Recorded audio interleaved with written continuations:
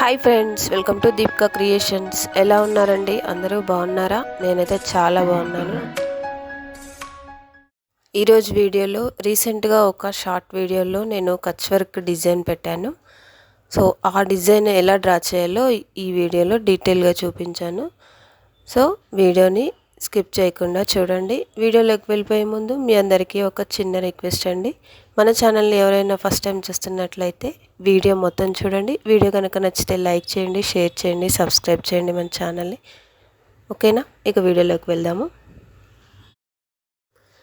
నేను డ్రాయింగ్ చేయడం కోసం ఇలా బాక్సులతో ఉన్న ఒక పేపర్ని అయితే తీసుకున్నాను. మీ దగ్గర ఈ పేపర్ లేకపోతే మీరు గ్రాఫ్ పేపర్నైనా యూజ్ చేసి డ్రా చేసుకోవచ్చు, నో ప్రాబ్లం.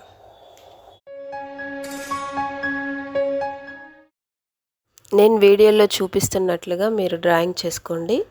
ఈ వీడియోకి నేను వాయిస్ ఇవ్వడం లేదు, జస్ట్ చూపిస్తున్నాను అంతే.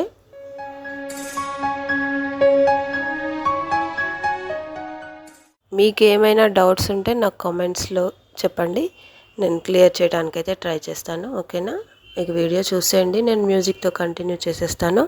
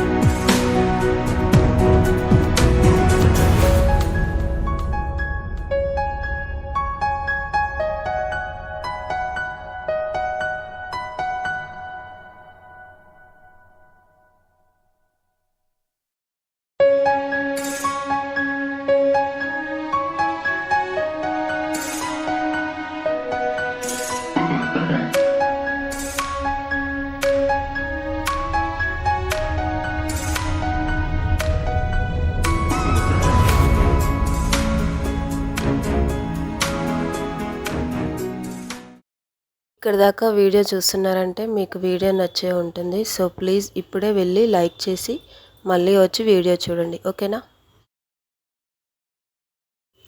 ఇలా డిజైన్ కంప్లీట్ అయిన తర్వాత మీరు చూస్తున్నట్లయితే డిజైన్ ఇలా క్రాస్గా ఉంది కదండి. మనకు కావాల్సింది స్ట్రైట్గా కావాలి కదా.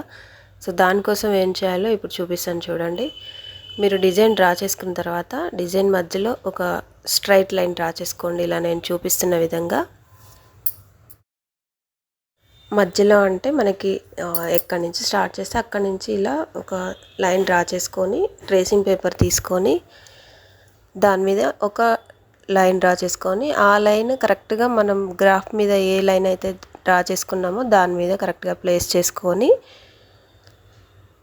ఇలా నేను వీడియోలో చూపిస్తున్న విధంగా మీరు డ్రా చేసుకున్నట్లయితే డిజైన్ మనకి స్ట్రైట్గా వస్తుందన్నమాట. మర్చిపోవద్దు, పేపరు మనం ట్రేసింగ్ పేపరు స్ట్రైట్గా పెట్టుకోవాలి. గ్రాఫ్ పేపర్ మీద ఉన్న డిజైన్ క్రాస్గా ఉంటుంది. Thank you for watching. Bye, take care.